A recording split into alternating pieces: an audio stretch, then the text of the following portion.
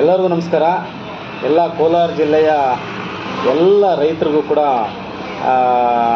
ನಾನು ನಮಸ್ಕಾರಗಳು ತಿಳಿಸುತ್ತಾ, ಎಸ್ಪೆಷಲಿ ಈ ಮ್ಯಾಂಗೋ, ಈ ಎಲ್ಲ ರೀತಿಯ ಒಂದು ತಳಿಯನ್ನು ಬೆಳೀತಾ ಇರುವಂಥ ಮ್ಯಾಂಗೋ ಬೆಳೆಯುವಂಥ ರೈತರಿಗೆ ನಮಸ್ಕಾರಗಳು ತಿಳಿಸುತ್ತಾ, ಏನು ಇವತ್ತು ವಿಶೇಷ ಏನಾಗ್ತಿದೆ ನಮ್ಮ ದೇಶದಲ್ಲಿ ಅಂತಂದರೆ, ಮ್ಯಾಂಗೋಗಳಿಗೆ ಡಿಮ್ಯಾಂಡೇ ಇಲ್ಲ.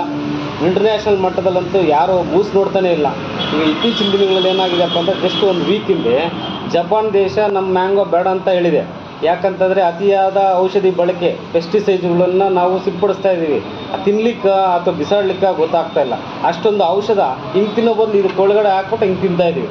ಸೊ ಹಾಗಾಗಿ ನಿಮ್ಮ ಮ್ಯಾಂಗೋ ನಮ್ಗೆ ಬೇಡ, ನೀವೇ ತಿಂದ್ಕೊಳ್ಳಿ ಅಂತ. ಚೈನಾದಲ್ಲಿ ಏನಾಗ್ತಿದೆ, ನಿಮ್ಮ ರೈಸ್ ಬೇಡಪ್ಪ, ನಿಮ್ಮ ರೈಸಲ್ಲಿ ವಿಪರೀತ ಆದಂಥ ಒಂದು ಔಷಧಿಗಳಿದ್ದಾವೆ, ಪೆಸ್ಟಿಸೈಡ್ಸ್ ಇದ್ದಾವೆ, ನಾವು ತಿನ್ನೋದಿಲ್ಲ, ನಾವು ಗುಡ್ ಫುಡ್ ತಿಂತೀವಿ ಅಂತ. ಮತ್ತು ಆಸ್ಟ್ರೇಲಿಯಾ ಕೂಡ ಮ್ಯಾಂಗೋಗಳನ್ನು ರಿಜೆಕ್ಟ್ ಮಾಡ್ತಾಯಿದೆ. ಅಮೇರಿಕಾದಲ್ಲೂ ಮ್ಯಾಂಗೋಗಳನ್ನು ರಿಜೆಕ್ಟ್ ಮಾಡ್ತಿದೆ. ಕಾರಣ ಏನಪ್ಪ ಅಂತಂದರೆ, ನಮ್ಮ ಒಂದು ಹ್ಯಾಬಿಟ್ಟು ಗುಡ್ ಫುಡ್ ತಿನ್ನೋದು, ಗುಡ್ ಹೆಲ್ತ್ಗೋಸ್ಕರ ಗುಡ್ ಫುಡ್ ತಿನ್ನುವಂಥ ಹ್ಯಾಬಿಟ್ಟು ಬೇರೆ ದೇಶಗಳಲ್ಲಿದೆ. ನಮ್ಮ ದೇಶದಲ್ಲಿ ಗುಡ್ ಫುಡ್ ತಿನ್ನೋ ಅಭ್ಯಾಸ ಇನ್ನೂ ಬೆಳೆಸ್ಕೊಂಡಿಲ್ಲ. ಎಲ್ಲ ಜಂಕ್ ಫುಡ್ ತಿನ್ನುವಂಥ ಅಭ್ಯಾಸಗಳು ಬೆಳೆಸ್ಕೊಂಡಿರೋದ್ರಿಂದ, ಮ್ಯಾಂಗೋ ಬಿಡಪ್ಪ, ನಾವೇನು ತಿಂತೀವ, ಬೇರೆ ಯಾವುದೋ ದೇಶದಲ್ಲಿ ತಿಂತಾನೆ, ತುಂಬ ಪೆಸ್ಟಿಸೈಡ್ಸ್ ಔಷಧಿಗಳು ಹೊಡೆದ್ಬಿಟ್ಟು ಒಳ್ಳೆ ಇಳುವರಿ ತೆಗೆಯೋಣ, ಒಳ್ಳೆ ದುಡ್ಡು ಬರುತ್ತೆ, ಬೇರೆ ದೇಶಗಳು ಸಪ್ಲೈ ಮಾಡ್ಬೋಣ ಅಂತ ಇವತ್ತು ಯಾರೂ ತಗೊಳ್ತಾ ಇಲ್ಲ. ಹಾಗಾಗಿ ರೈತ ಇವಾಗ ಬೀದಿಗೆ ಚೆಲ್ತಿದ್ದಾನೆ, ಬೀದಿಗೆ ಬರ್ತಿದ್ದಾನೆ. ಮ್ಯಾಂಗೋ ಬೆಳೆದಿರೋದಕ್ಕೆ ಅವನಿಗೆ ದುಡ್ಡೇ ಸಿಗ್ತಾ ಇಲ್ಲ, ಮಾರ್ಕೆಟಲ್ಲಿ ಮೂಸ್ ನೋಡೋನೇ ಇಲ್ಲ. ಕಾರಣ ಏನಪ್ಪ ಅಂತಂದರೆ, ನೀನು ವಿಪರೀತವಾದಂಥ ಒಂದು ಔಷಧಿಗಳು ಹೊಡೆದ್ಬಿಟ್ಟು ಮಾರ್ಕೆಟ್ಗೆ ತೊಗೊಂಡೋದ್ರೆ ಯಾರೂ ತಗೊಳ್ಳೋದಿಲ್ಲ. ಬೇರೆ ದೇಶಗಳು ಸಪ್ಲೈ ಮಾಡಿದಾಗ ಅಂತಾರಾಷ್ಟ್ರೀಯ ಮಟ್ಟದಲ್ಲಿ ನಿನ್ನ ಮ್ಯಾಂಗೋ ಡಿಮ್ಯಾಂಡ್ ಬರಬೇಕಾದ್ರೆ ಕ್ವಾಲಿಟಿನ ಚೆಕ್ ಮಾಡ್ತಾರೆ, ಪೆಸ್ಟಿಸೈಡ್ ಲೆವೆಲನ್ನು ಚೆಕ್ ಮಾಡ್ತಾರೆ, ಔಷಧಿಗಳ ಒಂದು ಎಷ್ಟು ಹೊಡೆದಿದ್ದಾರೆ ಅಂತ ಹೇಳ್ಬಿಟ್ಟು ಮಾಪನಗಳಿರ್ತವೆ. ಅಂದರೆ ಅದನ್ನು ಅಳತೆ ಮಾಡುವಂಥ ಅವರಿಗೆ ಡಿವೈಸಸ್ ಇರ್ತವೆ. ಅದನ್ನೆಲ್ಲ ಚೆಕ್ ಮಾಡಿ ನಿಮ್ಮ ಮ್ಯಾಂಗೋದಲ್ಲಿ ಎಷ್ಟು ಕೆಮಿಕಲ್ ಇದೆ ಅಂತ ಅವ್ರು ಹೇಳ್ತಾರೆ. ಆಮೇಲೆ ತಿನ್ನಬೇಕಾ ಬೇಡ ಅಂತ ಡಿಸೈಡ್ ಮಾಡ್ತಾರೆ. ಹಾಗಾಗಿ ಬೇರೆ ಯಾವುದೇ ದೇಶದಲ್ಲಿ ಫುಡ್ ಅವೇರ್ನೆಸ್ಸು ತುಂಬ ಚೆನ್ನಾಗಿದೆ. ಅವ್ರಿಗೆ ಏನು ತಿಂತಾಯಿದ್ದೀವಿ, ನಮ್ಮ ದೇಹಕ್ಕೆ ಏನು ಬೇಕು, ಏನು ತಿಂತಾಯಿದ್ದೀವಿ ಅವನಿಗೆ ಕಾನ್ಷಿಯಸ್ ಇದೆ, ಅವ್ರಿಗೆ ಅವೇರ್ನೆಸ್ ಇದೆ. ನಮ್ಮ ದೇಶದಲ್ಲಿ ಅದು ತುಂಬ ಕಡಿಮೆ. ಆದ್ದರಿಂದ ರೈತರು ಅರ್ಥ ಮಾಡ್ಕೋಬೇಕು, ಎಸ್ಪೆಷಲಿ ಮ್ಯಾಂಗೋ ಬೆಳೆಯುವಂಥ ರೈತರು.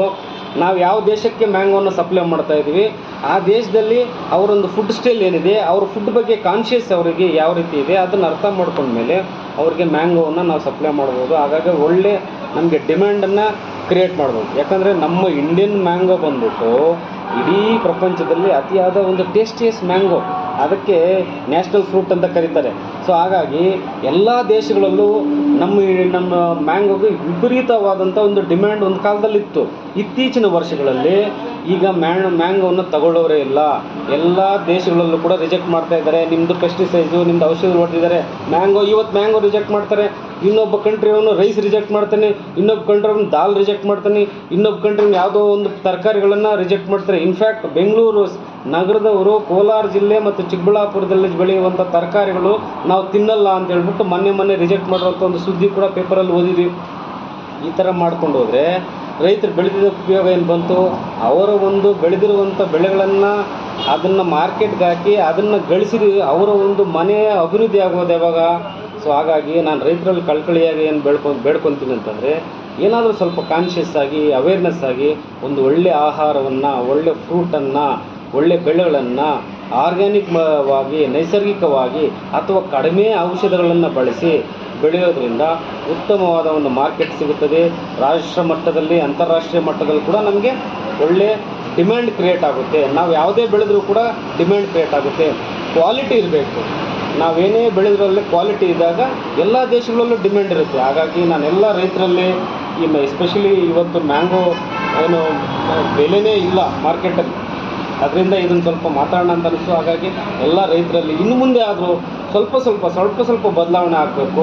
ಕಡಿಮೆ ಪೆಸ್ಟಿಸೈಡ್ಗಳನ್ನು, ಔಷಧಗಳನ್ನು ಸಿಂಪಡಿಸಿ ನಾವೇನಾದರೂ ಫ್ರೂಟನ್ನು, ಮ್ಯಾಂಗೋವನ್ನು ಬೆಳೆದಿದೆ ಅದರಲ್ಲಿ ಅಂತಾರಾಷ್ಟ್ರೀಯ ಮಟ್ಟದಲ್ಲಿ ಮತ್ತೊಮ್ಮೆ ಅದಕ್ಕೆ ಡಿಮ್ಯಾಂಡ್ ಕ್ರಿಯೇಟ್ ಆಗೋದ್ರಲ್ಲಿ ಎರಡನೇ ಮಾತಿಲ್ಲ.